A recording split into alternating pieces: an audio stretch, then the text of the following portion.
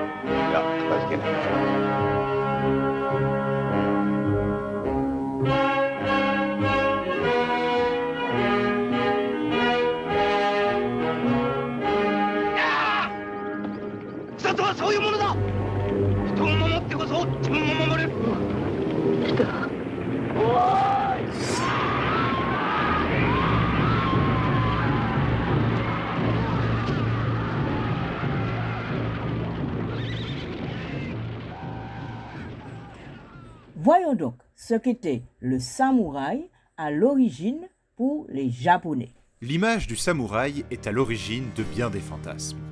Chacun s'en fait une image plus ou moins nette, largement construite à partir de visuels forts que l'on retrouve abondamment au cinéma ou dans les jeux vidéo. Mais il n'aura pas fallu attendre l'émergence de ces médias pour idéaliser le samouraï. Même si le processus fut progressif, on peut considérer que la cristallisation de l'image moderne du samouraï s'est faite à un moment précis que l'on est aujourd'hui capable d'identifier clairement. Cette cristallisation peut presque être vue comme le fait d'un seul homme que l'on retrouvait sur les billets de 5000 yens jusqu'en 2004. Parcourons les époques pour tenter d'approcher la réalité derrière la notion de samouraï et découvrons ses déformations au cours du temps. Une erreur fréquemment commise en dehors du Japon, c'est de confondre les termes bushi et samouraï. Bushi signifie tout simplement homme armé, soit guerrier. Le terme est apparu pour la première fois sous l'ère Heian vers l'an 900. C'est un guerrier en armure maniant souvent l'arc et qui est chargé de protéger son clan.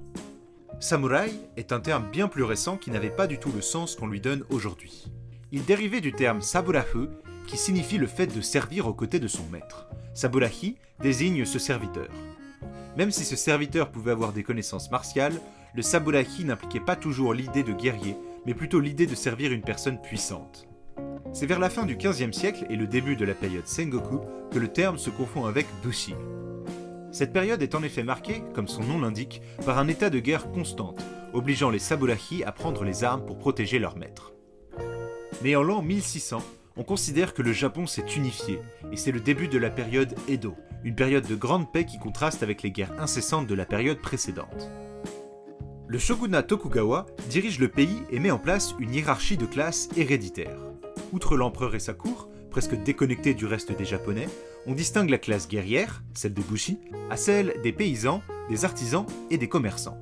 Au sein de la classe guerrière, on retrouve le shogun, le chef des armées, qui domine de facto le pays, et chaque territoire est dirigé par un daimyo. Aux ordres des daimyo, on retrouve les saburahi, censés servir à leur côté. Néanmoins, le Japon est en paix et n'a plus vraiment besoin de guerriers. Les saburahi cessèrent donc d'être associés à la fonction guerrière pour devenir principalement des fonctionnaires.